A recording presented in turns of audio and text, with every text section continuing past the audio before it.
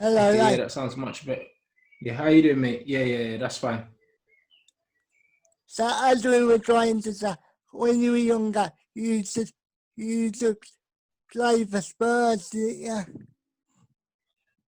It was Fulham. I was not Spurs. Sorry, not Spurs, Fulham. My bad, Fulham. No no worries, mate. So what was that like?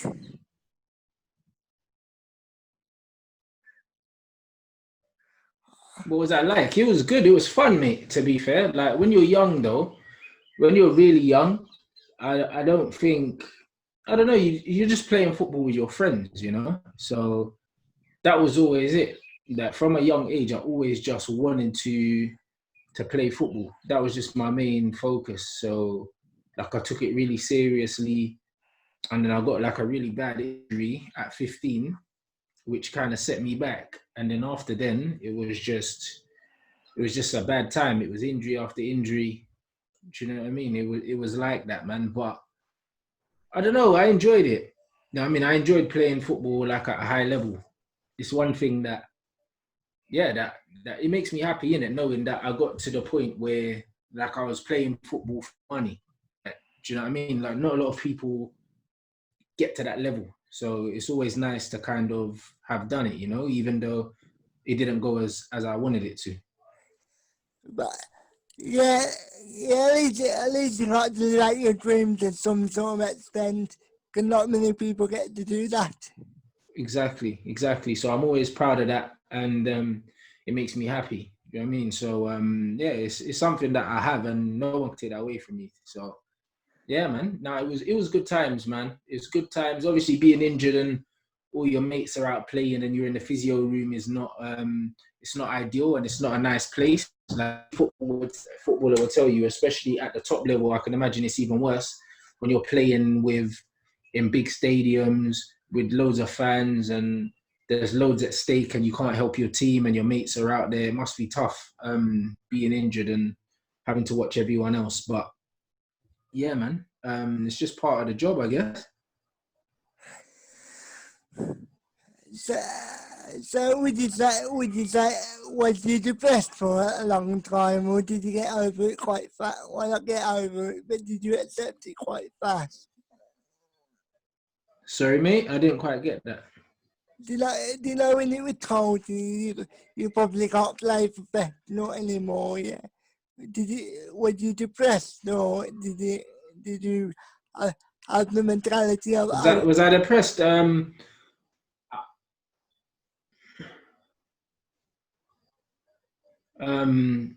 yeah, I wouldn't say I was depressed, but it could have gone there. But I don't know. I think that's a state of mind. I think I didn't allow myself to go into that space. I did feel like I was in life and things weren't going too good, but I just had to find something else to occupy my life. So then I started going in the gym and training, just staying physically fit and boxing as well because I needed to replace the feeling of exercising and playing football and the buzz that you get from that. I needed to replace it with something else. So like I started boxing and I started training a lot in the gym. So I just had to find something to replace that feeling, because I think that's the biggest thing. When you're used to training, being around loads of people, it's not just playing football, it's being around your mates, being around groups of people, the banter, all of those things, yeah. Like you miss that as much as you miss playing the games. So you have to try and replace that feeling with something else. Yeah, I would definitely agree with that, mate. Is that is that why? So basically, you became a personal trainer after that. Yeah, What was yeah, that? exactly. What was that like? It was cool, man.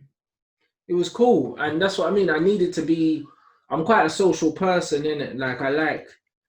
Obviously, when you play football, you're always around like loads of groups of guys having banter, and it's quite. Yeah, it's just that kind of atmosphere. So I started training a lot in the gym, and then I was like, yeah, I like it in here. So I was like, yeah, I can work in here. So that's just how it came. I was in the gym all the time anyway. So I was like, you know what? If I'm gonna be making money, I need to be making money doing something that I enjoy doing, you know, and also something where I can be my own boss because I don't want to work for anyone, and somewhere where I can just stay fit and healthy because it keeps my mind. It keeps my mind in a good place. When I stay physically fit, it keeps my brain sharp. It keeps me in a good mood. If I don't train and I'm not exercising, I'm not active, then mentally I don't feel good, you know. So for me, it just made sense in industry where I'm still getting to exercise, I'm still getting to do something I enjoy doing, and obviously I get to make money as well. Yeah, as long as you have, as long as you're happy and content, that's all that matters in life, isn't it? How long was I doing that for? Like I said, as long as you're happy and content in life, that's all that matters. Absolutely, absolutely. But that's what it is. You just have to find something that you enjoy, and then just do that, mate. To be honest, man, I think that's the most important thing, especially to me. If I'm not happy, I can't do something. I can't motivate myself to do something if it doesn't make me happy. So because of that, I I'm very particular with what I do. When I think of a personal trainer, yeah, I would think of the ones in the movies that are always arrogant and always up themselves. That's what I think when I think. Yeah. No, you get different styles of people in it. But for me, like when I was training people, like they always would just see me as a mate. You know, like that's how I am. Like I'm like if I'm gonna spend an hour of my day with you or 3 hours of my week, if I'm training them 3 times a week, I have to be around people I like, innit? Like that's what it's about for me. So I always like to have a good kind of like a good understanding, a good bit of banter with the people I train. So when I was training them, if I didn't get on with them, I didn't train them. It was all about the atmosphere for me. So yeah, I wasn't that kind of trainer. Obviously, I work people hard. I'm tough on them. But, I mean, I have a bit of a laugh as well. I think it's important. Yeah, if you're willing to have if you're willing to have a bit of banter, people are always gonna want to spend time with you for the most part. Exactly. Exactly. I agree. Did I imagine sometimes you can get people taking the piss, like people that don't train or people that don't do it properly or people that are not committed enough. So how do you deal with that? Do you just say to them, look, you hired me, so you better do it properly or I'm leaving. Yep. Yep. That's exactly my attitude, mate. Like that's my attitude in life in general.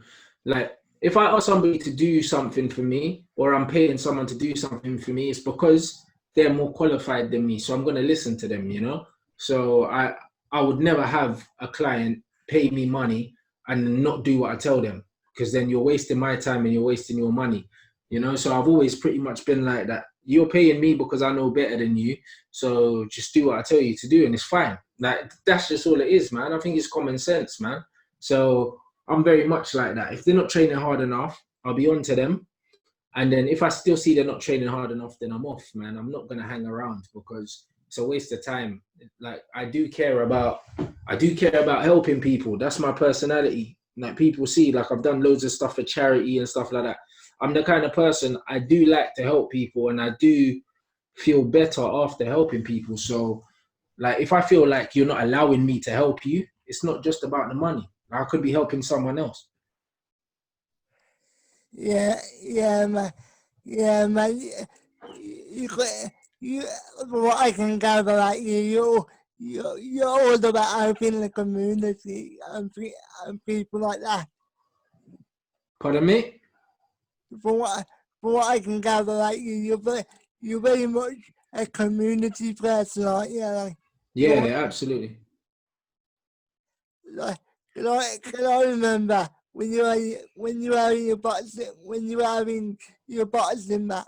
I believe you donated a lot of your you donated a lot of things to charity for that event, didn't you? Yeah, absolutely. I raised loads of money for charity, and I put together care packages for like the homeless because Yeah, I don't.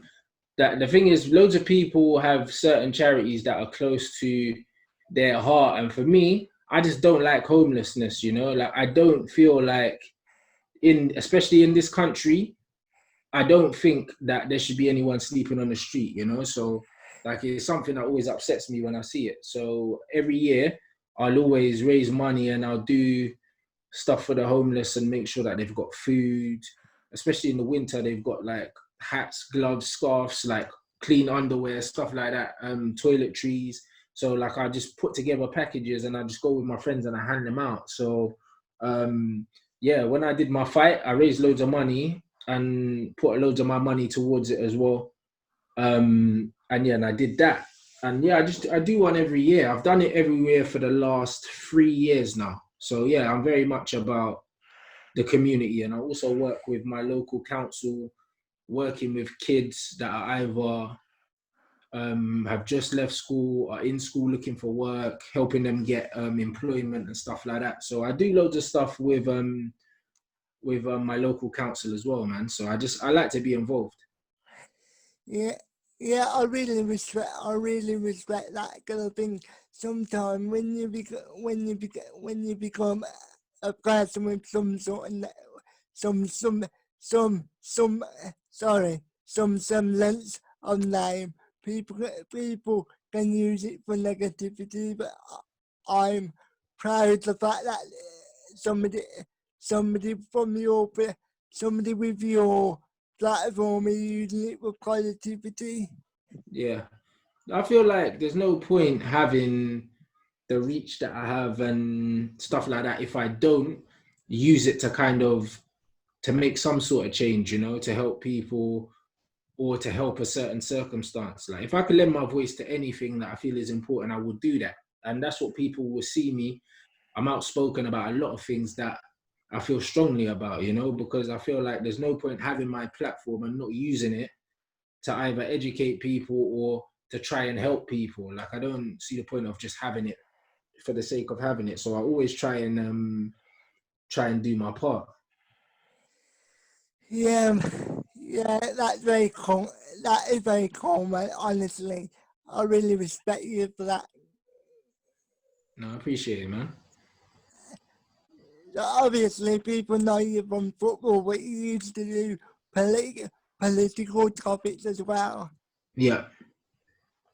I'm not, I'm not gonna lie here. Some of them videos are the most interesting things about politics I've seen on YouTube, but also the internet. Thank you, man.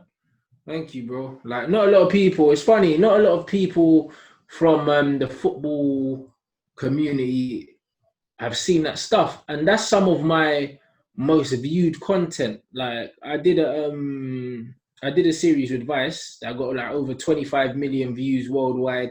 Got nominated for awards, which I wrote. It was like a comedy series.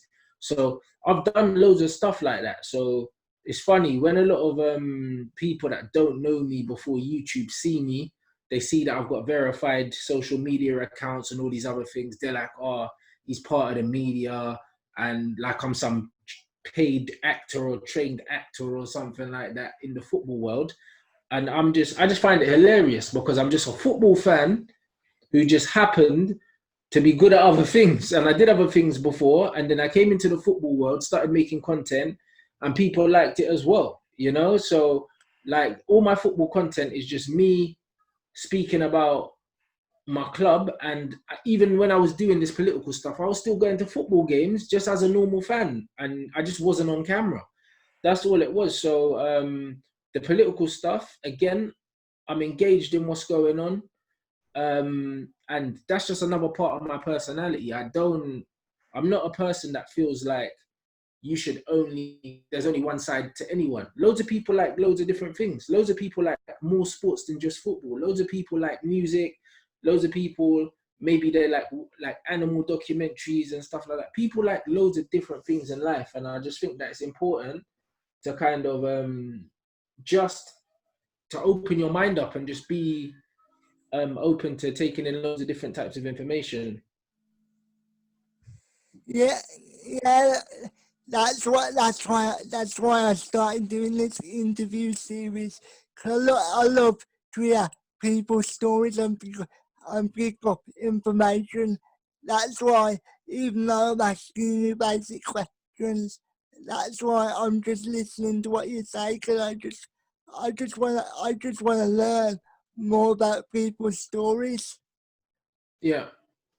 No, I appreciate it, man. I appreciate it. It's funny because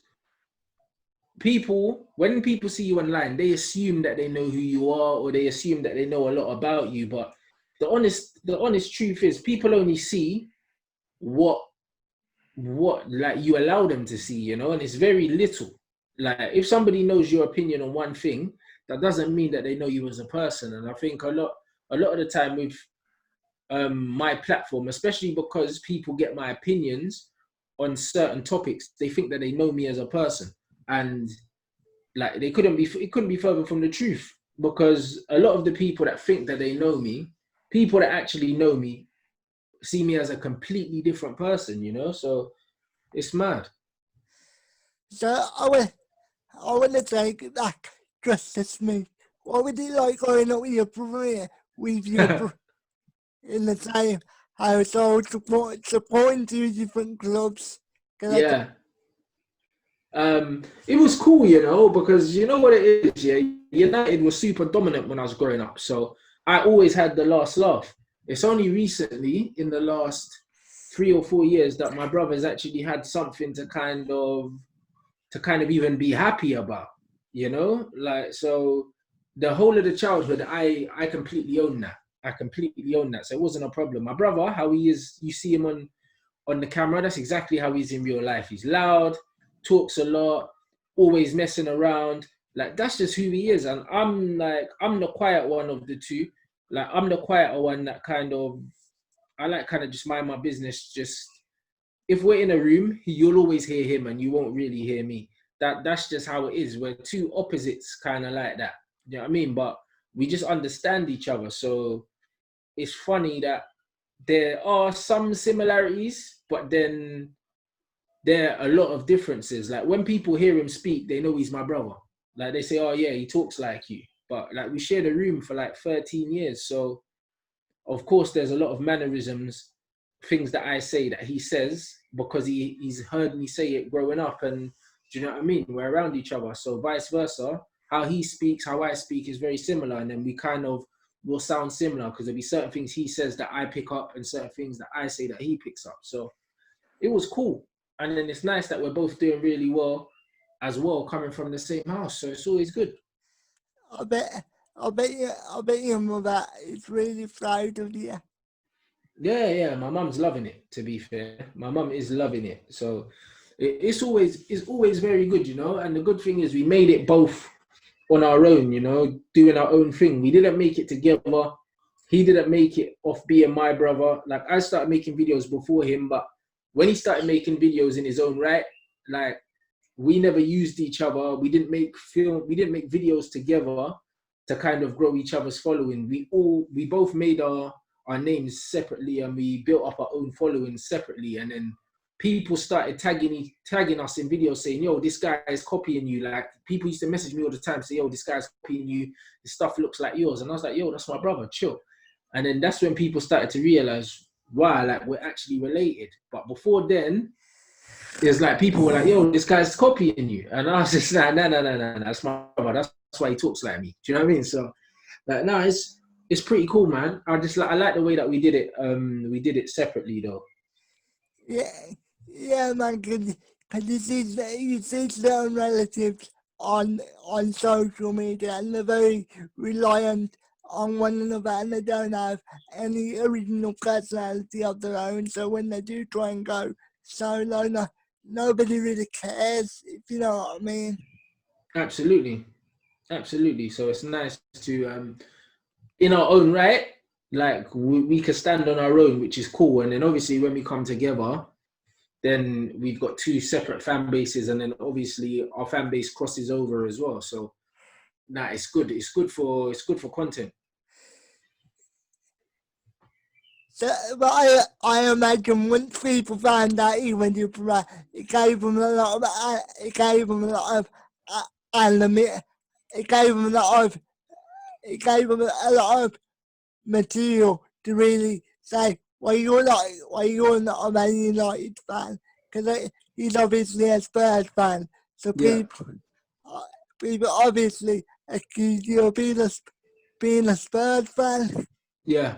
Even though I'm the elder one, do you know what I mean? Like that, it doesn't make sense. Like if these people had any sense in their head, then if I was the younger brother and they were like you, like your older brother's the Spurs fan, so you must be a Spurs fan, it would make more sense. But I'm the older one, so if anything, he should have been a United fan because I was his big brother. Do you see what I mean? So like the people's logic of saying, "Oh yeah, he was a Spurs fan," simply because my younger brother supports Spurs, it doesn't actually make any sense. But I don't expect sense from the people that are making these accusations because they clearly don't have any. Do you know what I mean? So it's fine. Like, Of of course, of course, of course, my logic when it comes to things like that is you wouldn't spend so much time talking about a team that you didn't like. exactly. But that's it. But again, you're saying it from an angle of someone that obviously has sense. But people that don't have sense, do you honestly think that I'm going to pretend to support a football club, like know players from the team all the way back until I was a child, yeah, for a club that I didn't support? Like it doesn't make sense, man. Do you know what I mean? It doesn't make any sense whatsoever. Like I wouldn't know anything about the club then.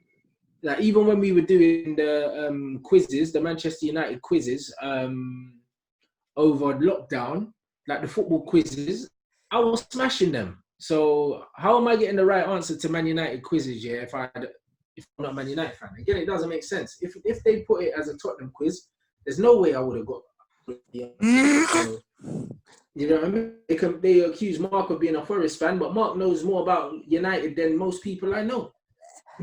And also, yeah, because I know Mark said he's been to one Forest game in his life, but that's when he was like really young, and I mean like really young. So I don't know how people expect him to say to his to say to his dad, go and take me to the Forest game because in 30 years time people are gonna call me a Forest fan.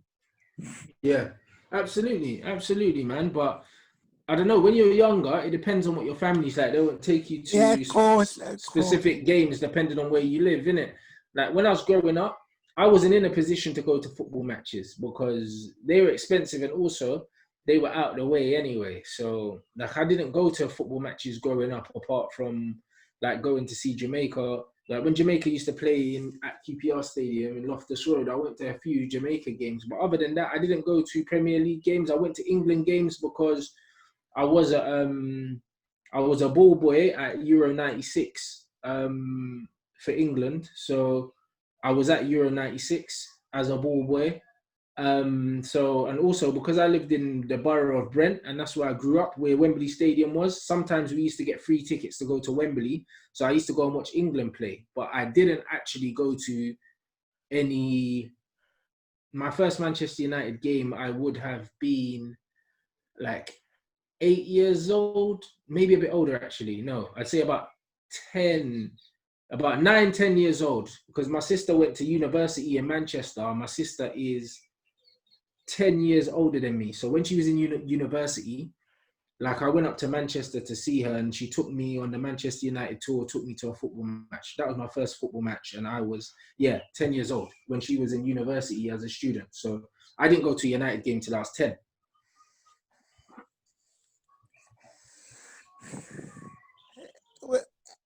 Can you remember who you played and what the score, what the result I, was? I can't even remember. I was 10 years old. I've still got the pictures. I've still got the pictures now, but I cannot remember who we played, what the score was. I just remember I've got a picture next to the Sir Matt Busby statue as a kid. And I remember that day, like I just remember And at the time, you don't really understand like what's going on because I'm young. I'm 10 years old. I'm just like, oh, I'm at Old Trafford. That's what that mattered to me. You know what I mean? I wasn't really taking much else in. It was just that, yo, my big sister's taking me out. And she took my brother as well. And my brother's a Tottenham fan. And he came on the tour with me as well. And came to the game. So it was just one of them things where it was just one of them things. When we were younger, the rivalry wasn't between us. It wasn't like, oh, he supports United, he supports Spurs and whatever. Like if someone would have taken me to a Tottenham game at the time, I have never been to one, but I love football. Like I would have gone anyway, It's not that tribal, and it wasn't that tribal between us. Like my brother's favourite player growing up was Ryan Giggs, and he supports Tottenham. Do you know what I mean? So like it wasn't super tribal for us. Like he would watch United play, I would watch Tottenham play, but ultimately United was my team and Tottenham was his team. Yeah, I completely understand that, mate. For me personally, I don't care who's playing. If I want to go to the game, I'll go to the game just because I want to Yeah. go and watch football. Precisely. That's what it is. Football is more important to me than any football club. Like I love the game. I watch all sports anyway. Anyone that knows me, I love sport. Like I watch boxing, I watch basketball, I watch NFL, I watch Formula 1, I watch tennis, I watch international rugby if there's a major tournament on. I don't watch it any other time, but I just genuinely just love sport. Like I don't care. I enjoy watching sport and I enjoy playing sport. So if there's any sport on or happening, I'm involved. So, do you like UFC? UFC, I do like it, yeah, as well. I do like UFC. Again, it really depends. Like I used to do jiu-jitsu. Like when I was doing boxing, I did mixed martial arts. So Muay Thai, kickboxing and jiu-jitsu as well. And once I started doing jiu-jitsu, BJJ, that's when I started getting into UFC more because then I started to understand the grappling part. At the beginning, when I didn't understand grappling, I used to think it was boring. And then when I started doing it myself, I started to realize how much skill and how much technique goes into it. So now I watch more UFC, but that's only been more in the last 4 or 5 years I've got into UFC. Before then, it was just boxing. Yeah, my personal opinion is UFC is a million times better because things like this, like 1 minute can be a boxing match, and then the next minute somebody can go for an armbar, and then it Yeah. can. Yeah, or a takedown. Yeah, absolutely. Yeah, that's what I mean. Yeah, sorry, go ahead. No, you're right. That's the thing about it. That's why it shows the best fighters, like the best all-round fighters you'll see there, because you have to be able to adapt. You have to be able to have good good counters for takedowns. You have to be good. Like if someone's mounted you and you're at the bottom of a mountain, you need to have good takedown defense. You have to have loads of these different things, man. It's sick. Like, do you know what I mean? So I think you see the different skills to fighting, because when people think of fighting, people just think of striking. But there's so many different elements to fighting. Like you can beat someone in a fight without striking them. Do you know what I mean? And that's why I enjoy jiu-jitsu as well, because jiu-jitsu was kind of like, everyone thinks that you need to be bigger and stronger than someone to beat them. Do you know what I mean? And jiu-jitsu uses leverage and momentum and stuff like that to defeat people. And you can tie people up that, like I rode with people that were 10 kilos heavier than me, and I was able to tie them up. And it's just kind of like, if you're good at using your leverage and just using, you can use their weight against them essentially, So like, I think it's a great discipline to learn, and I'll definitely, my children will definitely be learning that, because I just think that it's brilliant to be able to defend yourself. Have you ever seen Hoist Gracie roll around? I have. Them guys are ridiculous though. Like, them guys are ridiculous. Like when I watched that, it's a different thing. It's a completely different thing. Them guys are unreal. And you know what I noticed about jiu-jitsu as well? A lot of the time when you see these guys, when you look at them, you couldn't actually tell that these guys were specifically like they were strong or they were athletic or they were as dangerous as they were, you know. Like a lot of guys in jiu-jitsu just look like normal guys. They don't really look like athletes. Like you see some of them, obviously, like you can tell by the ears and stuff like that by some guys that have been grappling for a long time.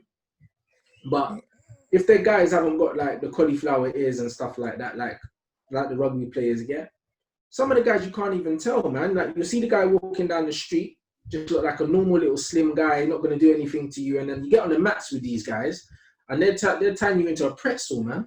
Like it's unbelievable.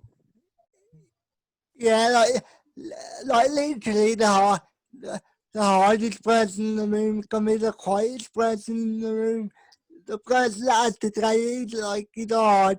It's 9 times out of 10 not that hard. Mm-hmm. Yeah, like a lot of the time it is though. It's them guys, man. Super quiet, super respectful and stuff like that. And it teaches you a different way of being, you know, like because in boxing, a lot of the time, or even in like a lot of fighting, striking gyms, you go in there and it's quite loud. Do you know what I mean? It's quite like testosterone filled, and guys are smashing the bag, and it's loud and everything. And when you go in jiu-jitsu, it's different. It's kind of like everyone's super friendly, like everyone's quite calm. Like the energy just feels different in the gym, you know? Yeah. So, so, so I wonder, I wonder if we would ever see a lot more boxers going over to jiu-jitsu. Well, jiu-jitsu and MMA, you think? Like, normal boxers, yeah. Who do you think could transition to MMA or not? Well, I know Dylan White did kickboxing before, so Dylan White could definitely go into the UFC, no problem. You know what I mean? Because he's done kickboxing before. But out of all the other boxers, I don't know, for the simple fact that when you learn fundamental boxing, the footwork is so different, the stances are so different. Do you know what I mean? So because of that, and also where you even distribute your weight on your feet is different. Do you know what I mean? Like everything is super different, man. When you're doing boxing and mixed martial arts, and because I started mixed martial arts first, and then I started boxing later, like there were a lot of bad habits here, or not even bad habits, but unorthodox and dangerous habits that I had from doing mixed martial arts that you can't really get away with in boxing. Do you know what I mean? So I had to kind of learn different things like the guard and stuff like that. In mixed martial arts, you can kind of get away with having your hands a bit lower if you want to and stuff like that.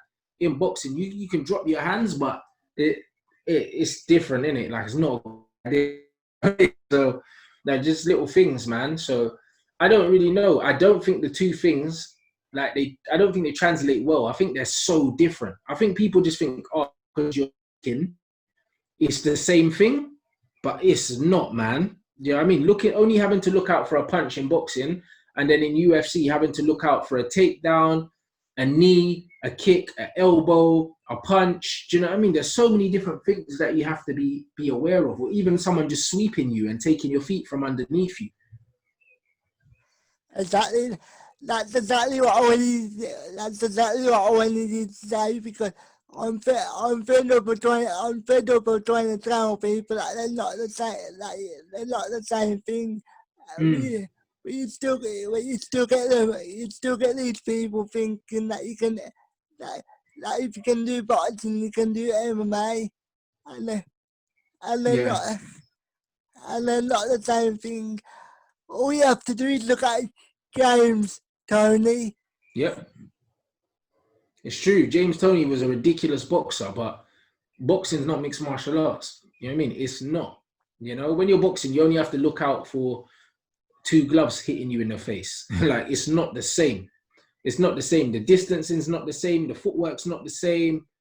Do you know what I mean? Even the defense isn't the same. Like there's nothing similar about it. Do you know what I mean? Because people can punch you in mixed martial arts, but there's so many other things that they can do to you that aren't punches. So yeah, like I think only people that don't understand fighting would think that there's similarities in the two sports and styles, but ultimately there's nothing. There's no correlation really. Thank, thank you for validating me, mate. Yeah, no worries, man. No worries. So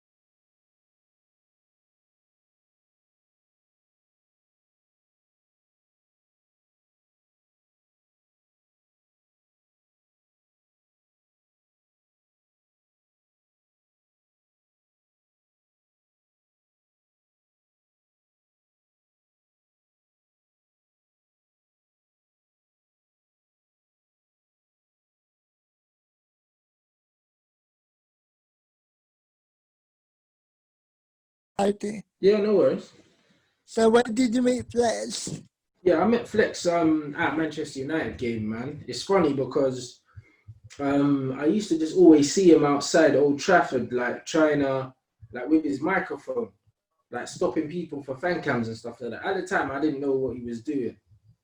Didn't know what he was doing at all. And then I think one day, like I saw one of the videos pop up on my timeline, and then I realized that he followed me. So like I followed him back.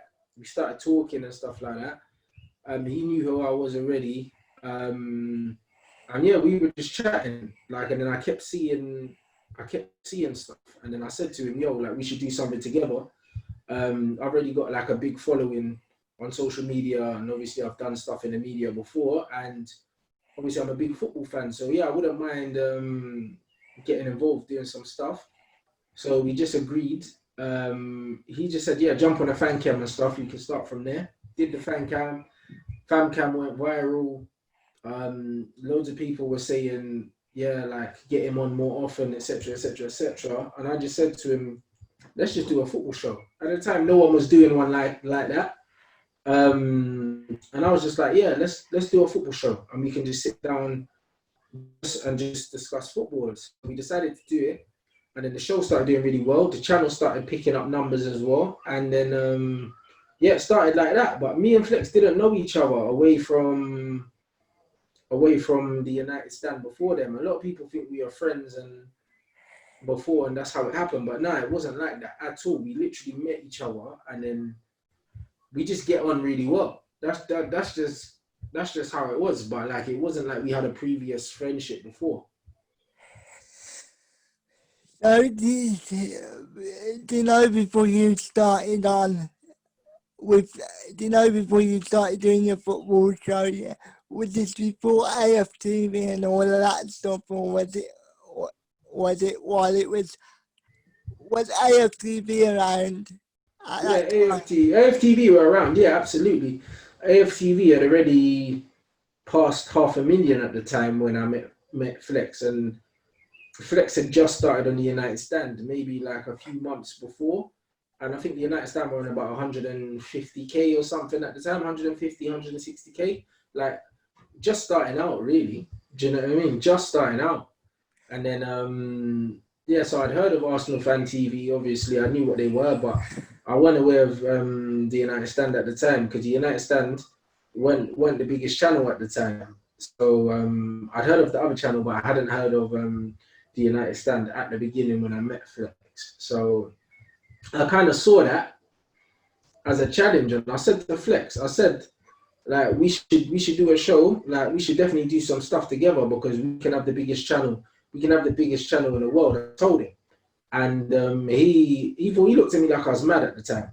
And fair enough, like we were on like 150k, and the other channel were nearly on 500. So he was looking at me like, nah, like there's no way in it. But in my head, I kind of knew where I wanted to go with it, and lo and behold, now we're on nearly 705,000 or something crazy like that. You know what I mean? So yeah, we're doing well, man.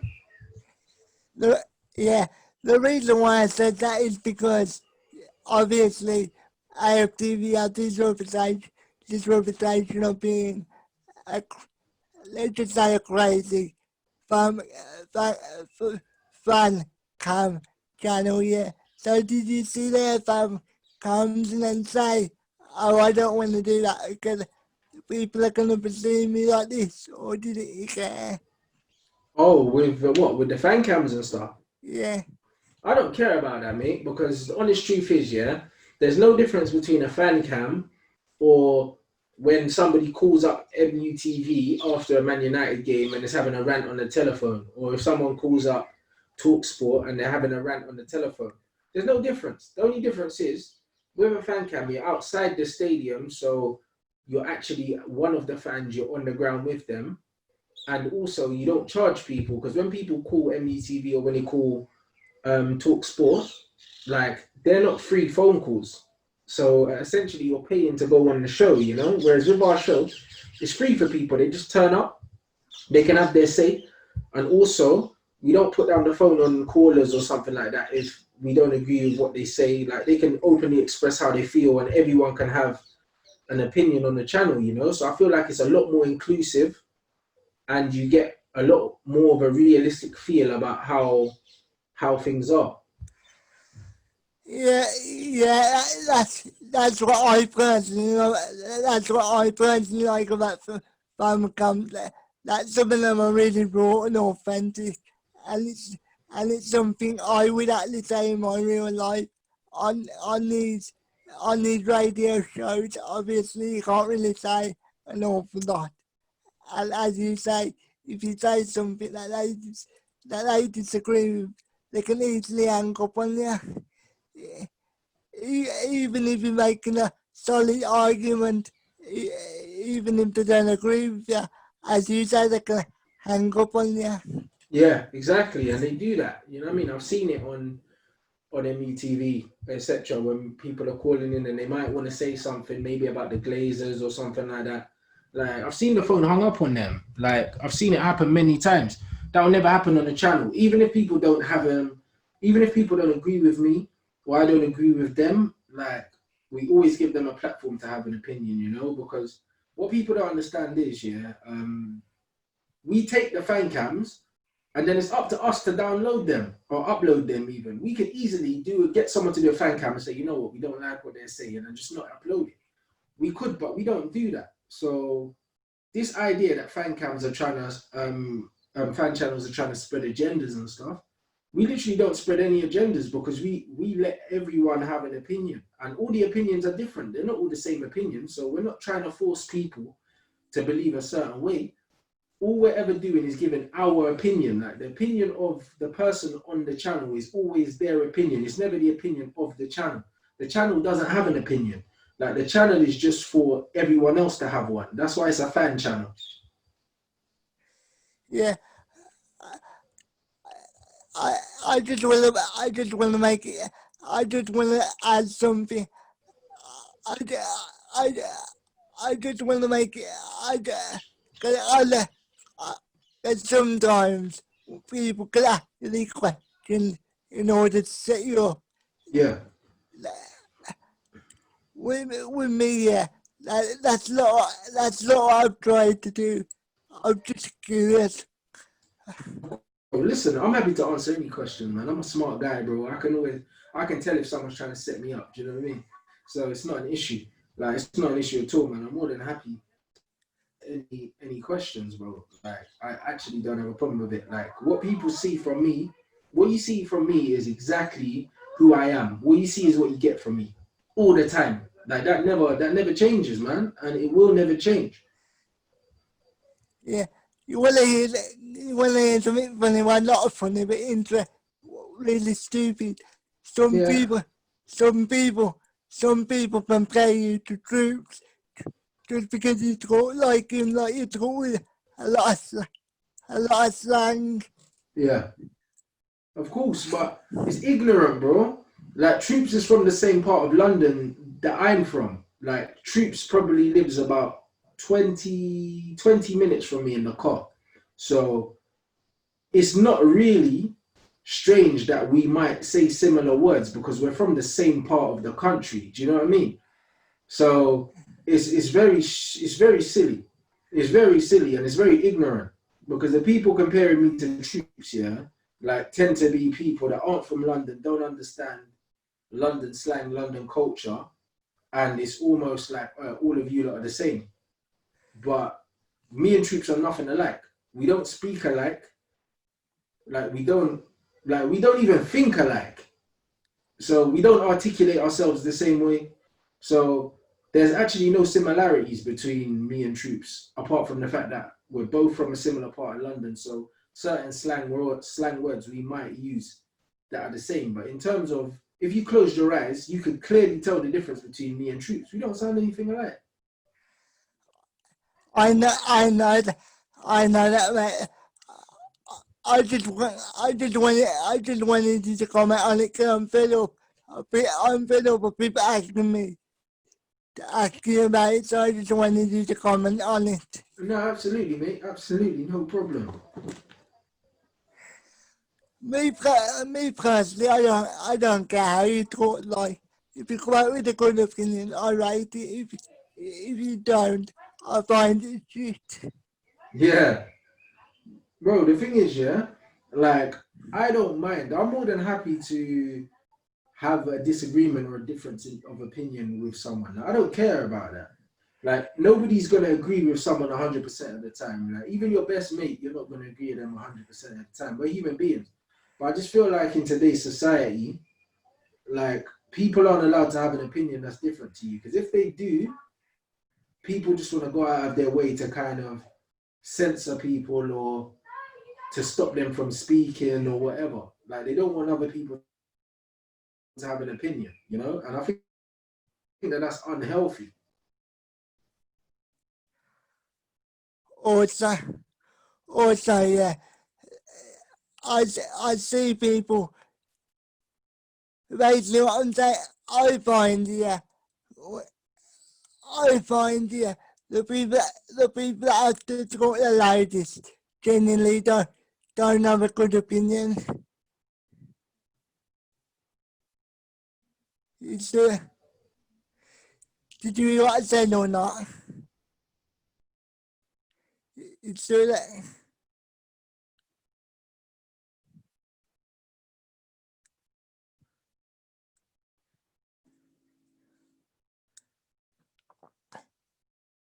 Oh, for God's sake.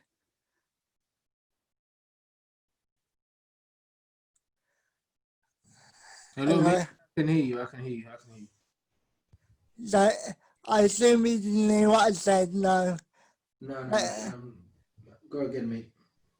Basically, what I said was, I find the people that always talk the loudest genuinely don't have a good argument to make, if you know what I mean. Absolutely, absolutely, bro. You tend to see that a lot on Twitter and stuff like that online. That's why I don't really take Twitter too seriously, to be honest. Like most of the time I'm on Twitter, I'm just on a wind up job. Do you know what I mean? Because I know like quite a lot of people on there just like to just be loud, man. Do you know what I mean? And And that's what it is. I don't take it seriously. I don't. To me, it's not real life to me. So I'll be on there on a complete wind-up job most of the time. Yeah, I, c- I can I can completely understand people trying to shout over you and things like that. Because that happened with me quite a lot. Because obviously, because I taught, yeah, people automatically disregard my opinion. So I know how that feels. So I can fully appreciate sometimes how that can be an issue in the fan media place. Yeah. Yeah, absolutely, bro. Like, absolutely. It's the same with me. The funny thing is, I'll raise a point, yeah, that will be exactly the same as Roy Keane's or exactly the same as someone else's. But because it's me, people don't want to listen. They'll give me a hard time about it. And then maybe a couple months later, it turns out that I was right. Or they'll hear someone else say it and they'll be like, yeah, yeah, I agree with that. But I'm like, I said that 3 months ago and you told me I was talking out of my ass. Do you know what I mean? So it's funny, bro. Like, you're right. How people perceive you is sometimes more important than what you say. Most of the time, it's more important than what you say, you know? That's why I said it in another interview the other day. In another interview the other day, I'm really envious of blind people because cause they actually have to get to know people before they can make an assumption. Yeah, Obviously, because they can't see people, they can't make aspersions about people, if you know what I mean. absolutely. Absolutely. You can't make an assumption based on someone that if you haven't seen them, you have to get to know them. And I think, yeah, no, you're spot on. Like, I couldn't agree with that more, mate. And I also think sometimes it can be a bit of racism as well, if you know what I mean, of course. Mate, of course it is though with me. But you see, the thing is with me, yeah, it's multi-layered. It's not as simple as just racism. Like forget football, any kind of media, you don't really see any black people in media on television, whether you're watching your soaps, whether you're watching the news, whether you're watching anything.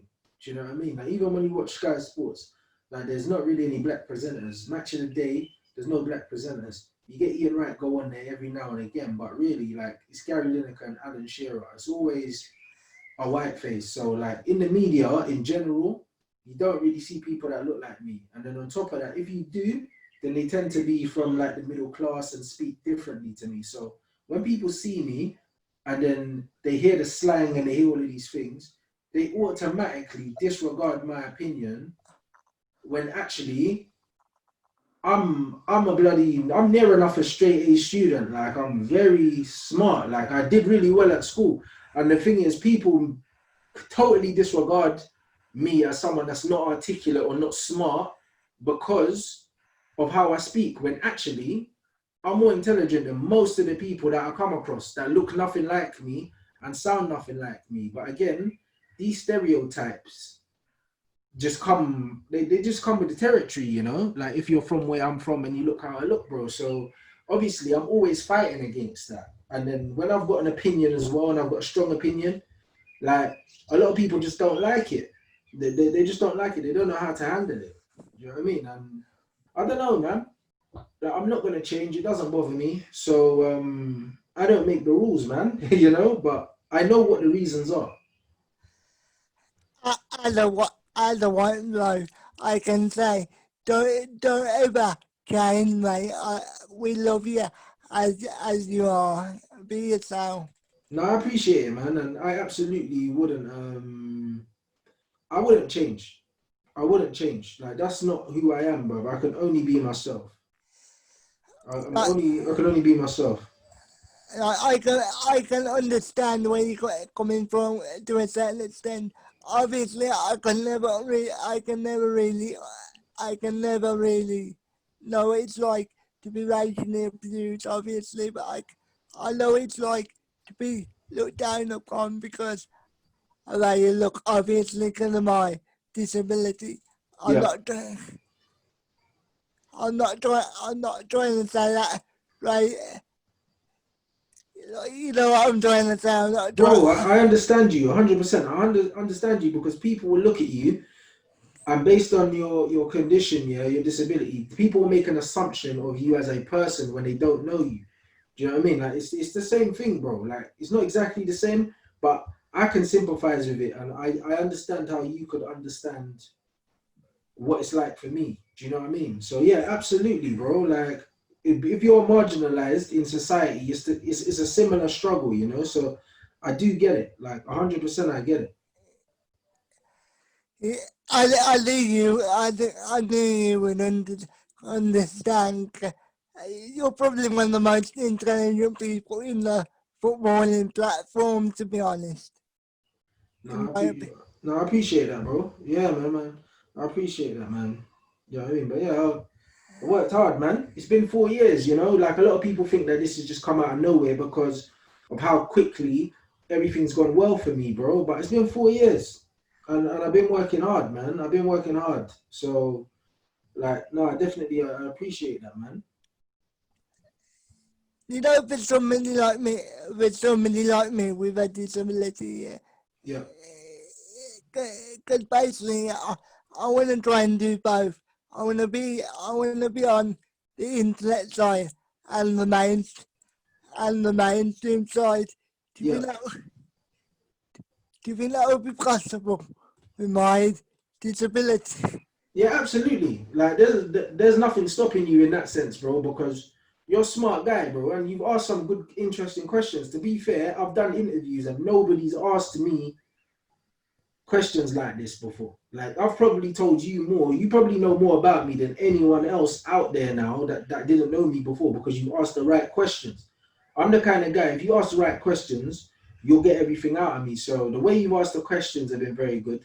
And also, there's definitely going to be opportunities, bro. You know what I mean? Like the most important thing is, yeah, just make sure that you've got content and you've got stuff to show people. That's it. You know what I mean? But in terms of your skill in asking questions and stuff like that, there's absolutely nothing stopping you, mate. And especially with the internet, you just need to have a few good interviews, get some views up, and then people will start coming back to you and looking for more stuff. It's just consistency. Do you know Paul Pogba? Obviously, yeah, you're known as the biggest Paul Pogba fan on YouTube. Yeah, Yeah, that's what people know you as. yeah. But do they actually know who you are? Like, Yeah. Pogba will definitely know who I am. Do you know what I mean? I've never spoken to him, but Flex spoke to his brother, and his brother knew who Flex was straight away. And his brother knew who Flex was, yeah, because they definitely see our shows. You know, like I know all these United players see our shows 100% because I've been told for a fact that the players obviously see them, and a lot of the players are around my age and a bit younger, so they've got smartphones. So people were sending clips of things. Do you know what I'm saying? And also, I'm so vocally defensive of Paul Pogba. There's no way that he doesn't know who I am. People tag me in his stuff all the time. Do you know what I mean? Like I speak about him a lot because I'm always defending him. So he definitely knows who I am. His brother knew who we were. So if his brothers know who we are, then Paul knows who we are. You know? So that's fine, man. That's fine by me, man. I'm not trying to be known by these guys, but Paul knows that I've always had his back, and I'll always have his back, man, because I think he's a brilliant footballer, and he just seems like a really nice person. So I don't like the way the media and a lot of fans deal with him. So I'll always defend him. one day, I would love to, obviously, yeah, this wouldn't have happened because I don't think they would let him speak like this. Yeah, but I would love to have a chat with him one day, just like life. 'Cause he'd probably been them through some Yeah, la- some some last stuff. bro, So, absolutely, bro. I think it'll be a great chat, man. It'll be a great chat, man. But you just never know. Probably not with Manchester United, they wouldn't allow him. But bro, football's a short career. You know what I mean? Football's a short career. You just never know. You could catch him after. Because it's just like with like I spoke to Darren Bent not too long ago. And these guys, man, they retire from football quite young, man. Do you know what I mean? And then they're about, you can get them. You know what I mean? I'll be speaking to Rio soon. and stuff like that. I actually spoke to Rio yesterday, like after the United game. But it's just one of them ones where, yeah, man, these guys become more accessible when obviously they're not at the club because then they can speak more. When they're at the club, they're not allowed to speak very much. In a way, yeah, I sort of understand you, but I sort of don't understand. Because if a player's switched style enough, you know that to answer the questions. I think, I think you only need a PR officer if you're that unintelligent that that you don't know how to answer questions. Yeah. It's I don't know. You know what? With certain footballers though, like I think it just depends on it depends on the player, you know? Like I think some players are really good at answering questions, they're good at being in front of people, and some players aren't. You know, like people forget as well with footballers, there's loads of different personalities as well. Some people are more outgoing, more likely to have a laugh with you. Like I can imagine if I spoke to Jesse Lingard, yeah, I can imagine we'll just sit down and just have a laugh and it'll just be funny, it'll be chilled and stuff like that. Do you know what I mean? But then Rashford seems a lot quieter, more shy. Do you know what I mean? Same with Mason Greenwood. It'd probably be harder to get banter and stuff out of Mason than it is to get it out of someone like Jesse, you know? So, like, I think a lot of the time, like, just because people are good players, that doesn't necessarily mean you're going to get a good interview out of them. Like for me, obviously, yeah, I don't feel like I know your personality. It looks like I know Fletch. So the other day, I interviewed Fletch, yeah, and we had a bit of we had a bit of banter, yeah.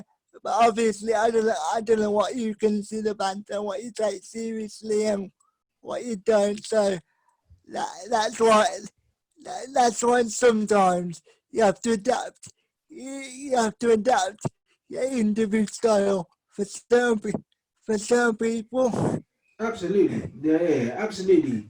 You do, but I don't know, because when I interview people, I don't adapt my interview style, innit? Like, I'm someone who's quite light-hearted. I like to have banter all the time, so I'll be like that with everyone, you know? And it's just like, if we gel, then the interview will be good. If we don't gel, the interview will be crap, and maybe I won't use it, you know. But I never really, I don't compromise my interview style because I feel like my interview style is what makes me good at it, you know. Like, and I think like whatever you think is your strength in interviewing people, then you should go with that. You know, you shouldn't really adjust it for who you're interviewing because they should have to adapt to you, man, because it's your platform, you know? Yeah, but today, you like quiz like on one of the episodes. Yeah, you said you start you start slowly. Yeah, and instantly, I instantly thought like orgasming like the build up. See, You're see, funny. see, some people don't like things like that. So I just need to be careful. Nah, bro, listen, like you'll be known for, yeah, like your personality is what will shine through when you're interviewing people. Like that's what people will remember, innit? Because ultimately it's your platform, but obviously you're interviewing people. But if people don't like you, they're not gonna watch it. It's not about the interviewer, it's about you. I mean, it's not about the person you're interviewing, the interviewee, it's about you, you know? So the best thing to do, just be yourself, man. Be yourself. Obviously, you have to read the room, yeah. Like there's certain people Uh, that maybe you wouldn't say certain things around, but generally from the beginning you can tell how relaxed someone is in a conversation quite early on, you know. yeah, like the other day I interviewed Laura. Laura, Laura Woods. I can't say her name, but yeah, I interviewed. And I knew going into it, she wasn't gonna she wasn't gonna answer certain questions because of her job, and, Yeah, and I respect, and, and I respect that. yeah, of course. Yeah, But, yeah, that's what you have to do. You can adapt that way. but, but then you get some, but then you get some interviewers. I'll try and make it as awkward as possible. Uh, and there are the ones that I can't really watch because it just turns out to be a load of shit. What in particular? I don't, I don't, I don't want to say any names because one, one day I would like to interview a couple of them. Yeah, fair enough. No, fair enough, bro. I mean, I'm sure you'll get those interviews too. Yeah, you know, Anthony Marshall, yeah. I personally think, when he's on his game, he's one of the best in the Premier League. What Yeah, do you, uh, absolutely. apart from the obvious, what do you think he doesn't get the respect he deserves? I just think because people don't like his style, you know? Like people prefer strikers that run around and look busy all the time. They're not intelligent, but they just work hard, innit? Like it's that typical British style footballer that's just all energy and stuff like that. But that's nonsense, man. Like he's a brilliant player, and I think people, because he doesn't walk around smiling all the time and look like he's busting a gut to get on the end of everything, yeah. People like misinterpret it for either him being lazy or him not caring, which is nonsense. Which is nonsense. He's a top player, but he doesn't have good players around him, and his supply line's not very good. And as a striker, if you don't have a good supply line, you're going to struggle. Like we even see in Lukaku at Manchester United struggled to score goals. He's gone to Italy and he's broken the record for the first player to score I think it's 10 goals or something like that. He scored 10 goals, the fastest in the history of the league. And he's not an amazing striker, but if you give him service, he will score goals. At Manchester United, he wasn't getting the service. Of course, not. I think they're a good striker, but if you don't have a good midfield, it's absolutely a waste of time. Well, there you go. If you're a striker and you've got a rubbish midfield behind you, there's only so much you can do, mate. Yeah, of course, but you know the other night, yeah. You know the second half of the game, yeah. You know you know when Pogba had an amazing game, yeah. Yeah. I, I was thinking, I bet, I bet Roy Kins, I bet Roy Kins livid. Yeah. It's funny, Roy Keane, because the thing is with Keane, yeah, most of the time I don't agree with him. But then when I do agree with him, it's funny. Like, and I know deep down these guys don't like Pogba, innit? Like they don't, innit?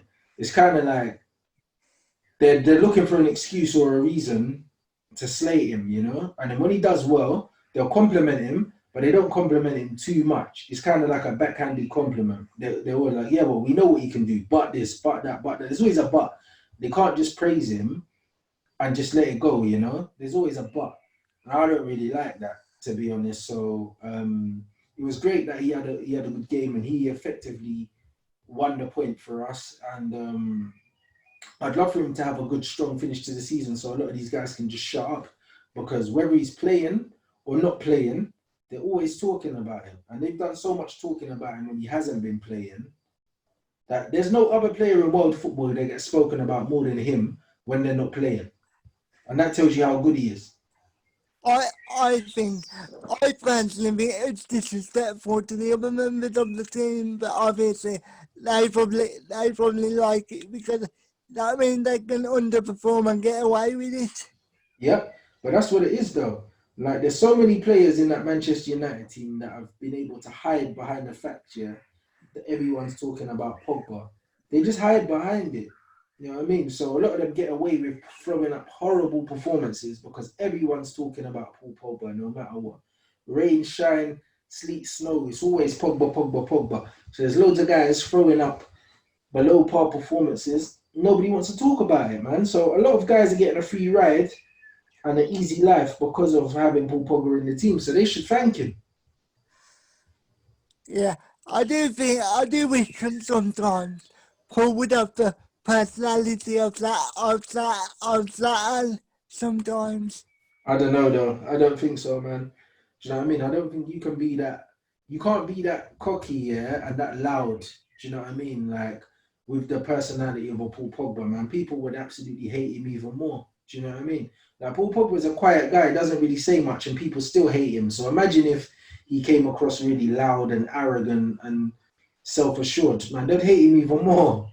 But I understand that, but my point was, yeah, I think they criticize. I also think they're criticizing because they know they can get away with it.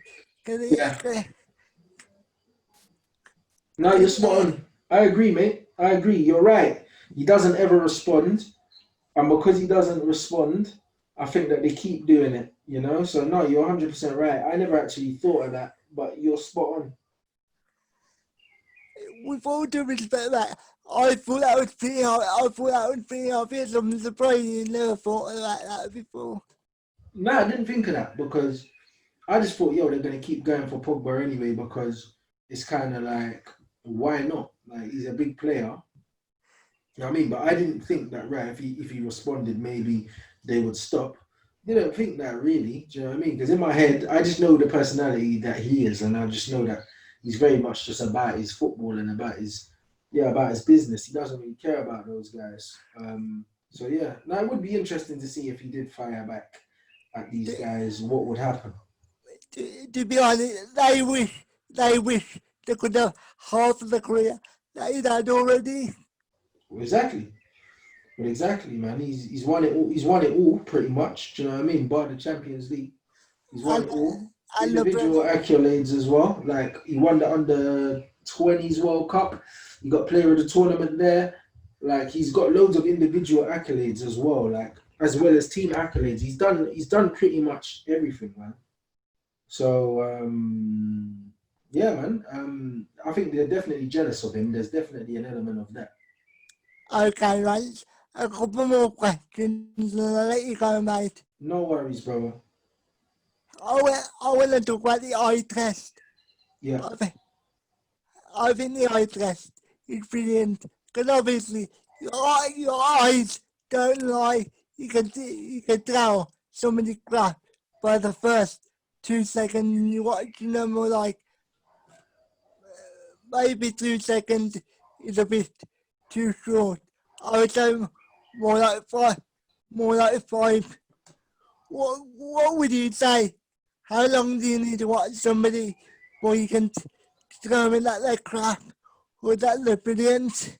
Um, it depends on the situation, because, for instance, I can tell if someone's got good spatial awareness and a good touch by the way they receive the ball and what decision they make on it. Do you know what I mean? But like it depends. For instance, if someone plays the ball into a player, they've got a man behind them, and their first thought is to try and turn, and they turn into trouble. Straight away, I'm like, this guy ain't got a clue. You know what I mean? And now you get loads of players like that. Every time you pass them the ball, they want to try and turn and run, and they don't know what's around them. The smartest players, they have a picture in their head. They've looked over their shoulder before they've signaled to receive the ball. They know what's going on all the time. Paul Scholes was a player like that. That he always knew where everything was on the pitch. So he could play up a long pass first time, a short pass first time. He knew when to step over the ball, let it run, when to let it run across his body, like because he knew what was around him. And when you see someone do that on a player that looks like they've got loads of time on the ball, I can see someone after a couple touches and be like, yeah, he's got something about him. And it's the same with players that aren't very good. Like I can see by someone's first touch or their body shape when they receive the ball or something, and I'll be like, yeah, like they ain't got much about them. Like for instance, if you watch One Matter play, if you look at the way he receives the ball on a half turn, as soon as you see the way he receives the ball on a half turn and gets the ball out of his feet, straight away you're like, yeah, this guy can play. Like you don't need to see much. Like it depends on the isolated moment in the game. But most of the time, I can see someone touch a ball 2 or 3 times, lay it off, and I'm like, yeah, they've got something. Do you know what I mean? I think most people can kind of do that, man, if they really understand what they're looking for. Speaking of One Matter, how is he not a coach yet? I mean, Because he's obviously still got the ability, but I don't think he can play at the top level anymore. Yeah, I think that he would be a good coach, just based on the way he plays football and he's clearly intelligent. I think that Juan Mata would be a very, very good coach, man. Like potentially, like you're seeing Arteta at Arsenal at the moment. Arteta was a good player, man. He was a good player. Like he probably should have gone to Arsenal a bit earlier in his career before his legs had gone a bit. You know what I mean? Because Arteta was a very good player, but I think Juan Mata was better. Do you know what I mean? And yeah, man, they got a similar football upbringing culturally. So I think that he could become a very good manager, or very good coach at least. I don't know about manager because it's not the same thing, but coaching wise, I think that he could definitely offer something. So I wanna touch on something a bit different. Let's tell me that you like rap, don't you? Like old school rap. So Yeah, who's your favourite rapper of all time? my favorite rapper of all time. It depends, bro. Like because there's best and there's favorite in it. Like so, I don't really know. I'm a big Biggie fan. You know what I mean? Biggie's my guy. Like I prefer Biggie over Tupac for sure. But in terms of hip hop, I kind of like a lot of East Coast rap specifically. So it's mainly like New Yorkers and stuff like that. So Jay-Z, like I like the Wu-Tang, um, stuff like that, man. Like Cameron, Jada Kiss, like Fabulous. They're all kind of like New York rappers, and I don't know what it is about them, but I don't know. There's something about that sound. I think maybe when I was growing up, like in hip hop, that was like the most kind of prominent sound in it, and that's the sound that resonates most with me because maybe that's what I grew up on. And For, I specifically like Raekwon from Wu Tang. He's like one of my favorite rappers. for me, yeah, it has to be Eminem. Just because I like lyrical skill, I do. I like, I like the way he puts words together. I Yeah, don't like, I don't like him nowadays. I think nowadays he comes across as a miserable old man that wants his spot in the game, but unfortunately, the industry moved on from that and it just comes across as bitter. yeah. No, you're right. He definitely like his vibe and his atmosphere now as an older rapper is not the same. It's not the same at all. So I get it. Like I've seen people say I would love to interview Eminem, and I'm like, why? Because Yeah. you're not gonna get anything out of him. Yeah, he looks quite miserable with old age. Do you know what I mean? Yeah, man. I just think when you get to a certain age, you need to try and help that out the younger generation, like people like J Cole and people like that. Imagine if Eminem worked with them, like how Dre worked with him back in the day. It would be good if he did. But you know what? I don't know. Like I feel like it's nice when the old generation. I feel like it's nice when the old generation and the newer generation work together, but only if it makes sense. Like, I don't like when it's forced. Because a lot of the older rappers, yeah, because their style hasn't evolved into the new times, they sound kind of awkward on new kind of hip hop beats. Do you know what I'm saying? It doesn't really Yeah, suit cool. them. So I feel like Jay-Z's his sound. Jay-Z can flow on anything because he's always adapted to the times and he's always stayed relevant. But there's a lot of older rappers that they only sound good on like an old style hip hop beat. Do you know what I mean? On the new stuff, they don't really sound comfortable on it. The tempos are different, the instruments are different, the drum beat's different. Do you know what I mean? Yeah, if I had the opportunity to sit down with Jay-Z, I don't think I would even ask him about music. I think I would ask him about business. I really admire his business acumen. Yeah. Yeah, he's a genius, man. He's a genius, man. A lot of people can learn from him. Like he's one of the people, yeah, that I look up to in terms of the fact that he was making a lot of illegal money and he's used the same business acumen, yeah, from doing illegal stuff to then making music to then using the music money to then get into business. Do you know what I mean? And he's constantly used that same the same acumen, yeah, that he had from at street level, and he's built it to the point where he's a billionaire.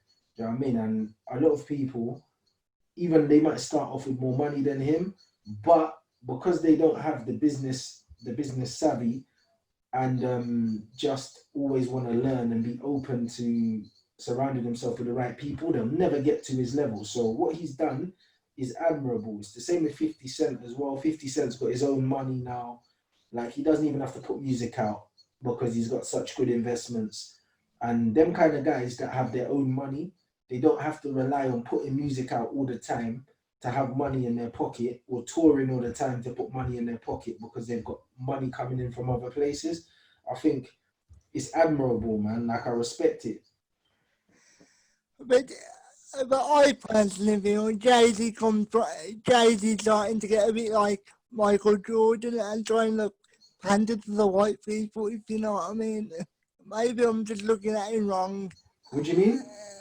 Do you know, Michael Jordan clearly wants to impress the white people so he can sell more shoes, yeah.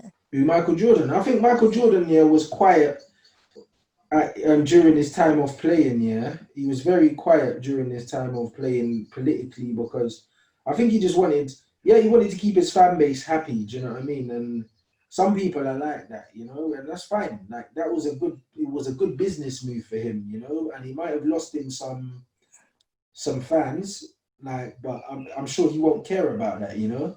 Like he definitely lost me, but it's one of them things where as an athlete I can't doubt the guy, man, top notch.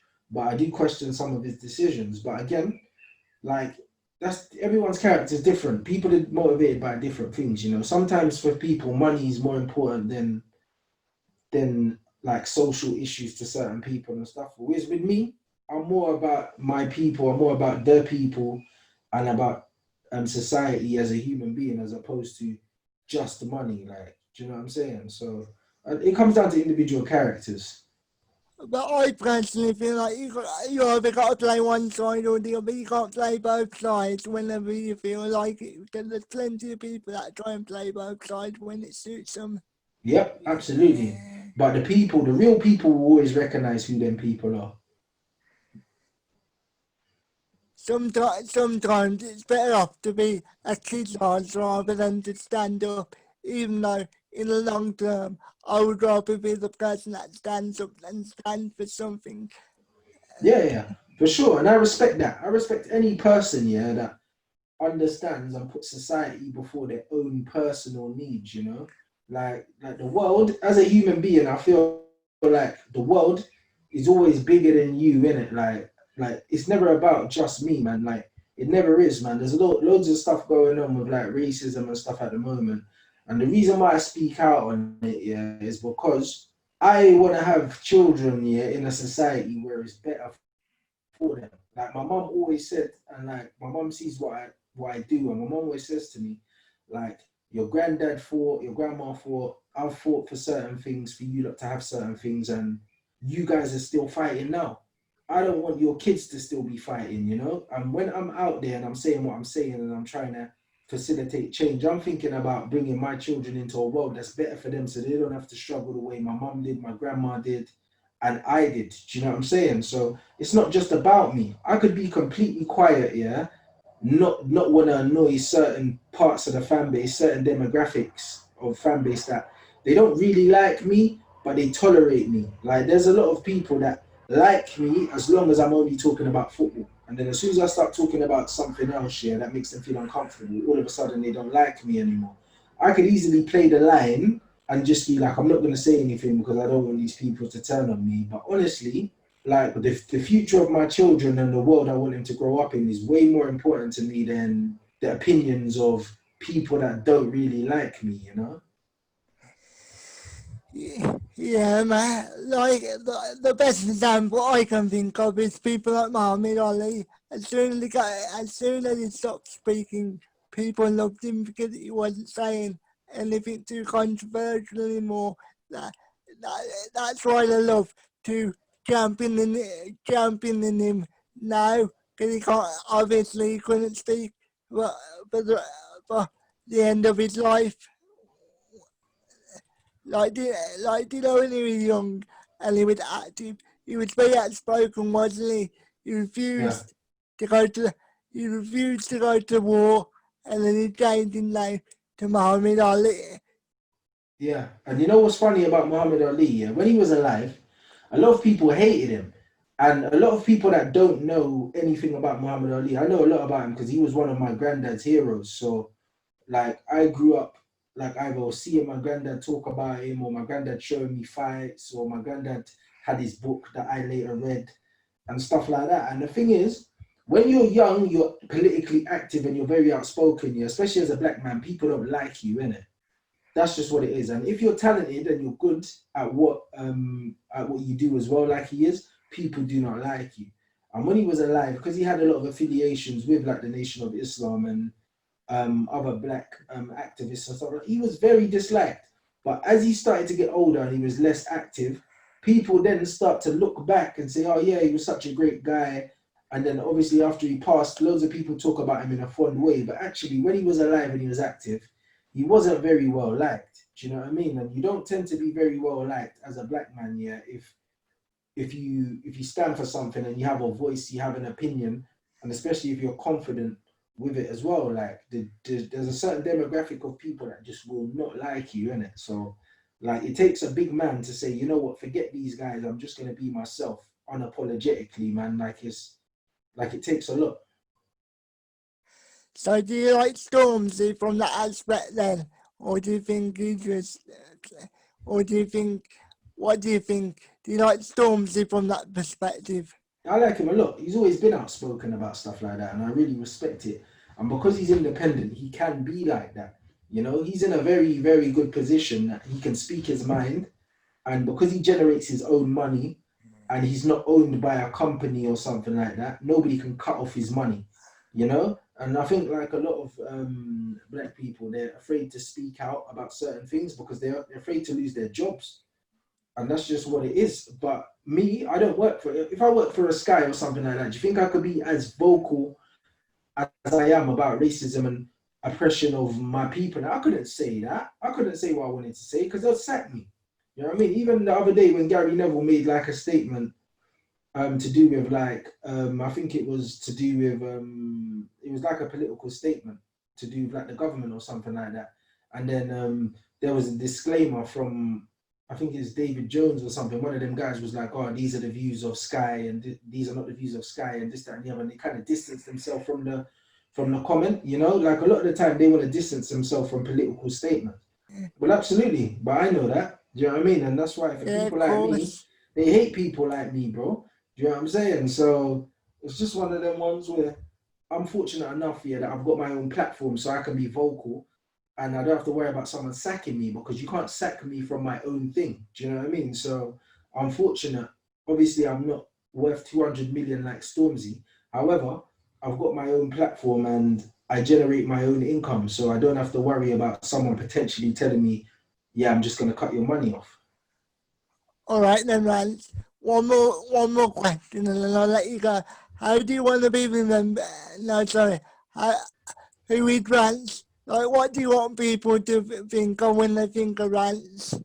Um, just someone, yeah, who managed to obviously grow up in a situation, yeah, like in an underprivileged neighborhood. I built a platform on my own, being myself unapologetically, you know, like the thing I pride myself on the most is the fact that I built my own platform from scratch. I didn't have any cosigns or anything like that.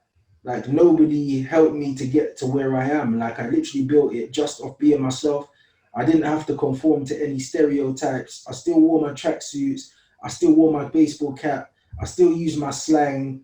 I swear if I feel like swearing. If I'm annoyed, I will. Like I didn't conform. I was 100% myself, and I still managed to achieve success both on the internet and in the mainstream media, whether on Sky, BBC, whatever, Vice, you name it. Completely being myself. Like no one can ever accuse me of being fake, and that can't be said about most of the people in the industry. Like most of the people in the industry have had to sacrifice something, a part of themselves, or not show a part of themselves, or speak a slightly differently, or maybe you have to wear a suit to work or something like that. Not that I'm saying there's anything wrong with that, but I've been able to be 100% myself from the beginning. Do you know what I mean? All the way till now, and still be successful. And I think that you're in the minority in media in general when you can do that, and that's why, like, I think that's the thing I'm most proud of.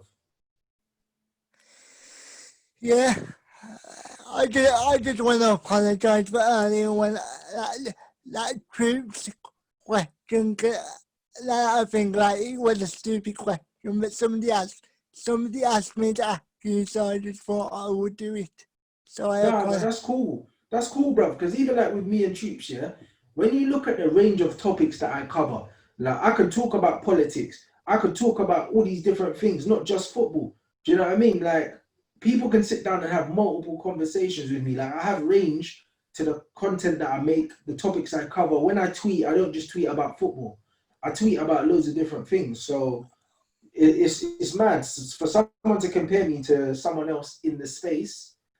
It's definitely not Troops. Do you know what I mean? And Troops is one of my friends, but me and him, we don't have any similarities. Like in the football space, there's nobody that has the catalog that I have in terms of the different things that they've done, the different things that they've done in terms of I don't just do football stuff. Like I've got articles in the Guardian and stuff like that, newspaper. Like I've done loads of different things. So do you know what I mean? I think that it's very ignorant to compare me to Troops just based on how I speak. Obviously, I know that you know that we're different, but the people that are comparing me and Troops is from an ignorant place. So you obviously are not comparing, you don't, yeah? Because I know people are going to misinterpret that and say that I'm saying that. No, no, I know that it wasn't your question. You're asking me because you've heard people compare me, so I know that's not coming from you, and I know that the people that it is coming from are just very ignorant people, come from an ignorant place, and that's their business, bro. But obviously you've spoken to me and you're actually a supporter of what I do, so you understand what kind of person you're dealing with. Like a lot of these people that want to either spread negativity about me or say stupid things, yeah, will conveniently overlook the different amounts of charity work that I do that I don't have to do. Do you know what I mean? The stuff I do in my community with young children, either like young offenders or whatever, like, or bruv, like I don't go out and tell people that I do all these things because I don't do it for publicity. I don't do it for anyone else other than myself. But there's loads of stuff that I do other than just speaking about football that people don't want to either acknowledge or they want to conveniently like just forget about it when they want to try and make up lies about me or try and paint a picture about me as a person, but effectively they don't know. Yeah, all love, bro, all love. Respect. I respect, bro, man. No, it was a pleasure, man. Keep doing what you, keep doing what you're doing or keep supporting, mate. Have you got any more interview coming up? Um, I always have interviews coming up. My last one was with Bojan. You know him, the last ex-Manchester United player. I've got interviews coming. I always put one out every week. So do you know what I mean? Guys have to wait and see who's coming on. But obviously, people know that I've got one with Rio coming soon. Ian Wright coming soon. Yannick Balassi coming soon. Like, there's a few of them. Do you know what I mean? But every week there'll be one. Unfortunately, I'm gonna be honest. I can't afford your, I can't afford your Patreon right now, but I'm still supporting the YouTube channel. But that's Like, fine. Support the YouTube channel, my guy. Do you know what I mean? That's not for everyone. That's just for the people that can. But the people that can't, bro, the YouTube's still there. Jump on the YouTube and enjoy that, man. You know what I mean? Like my YouTube content is for absolutely everyone, and I'll continue to make YouTube content for everyone. That will not change, bro. Like the Patreon stuff is just additions. Like I'm not taking anything away from the YouTube. It will just be extras that will be on there, you know. Yeah, man. So thank you for coming on. So thank you for watching, guys. Make sure you like, comment, and subscribe. And let me know down in the comments if you want me to get anybody in particular on.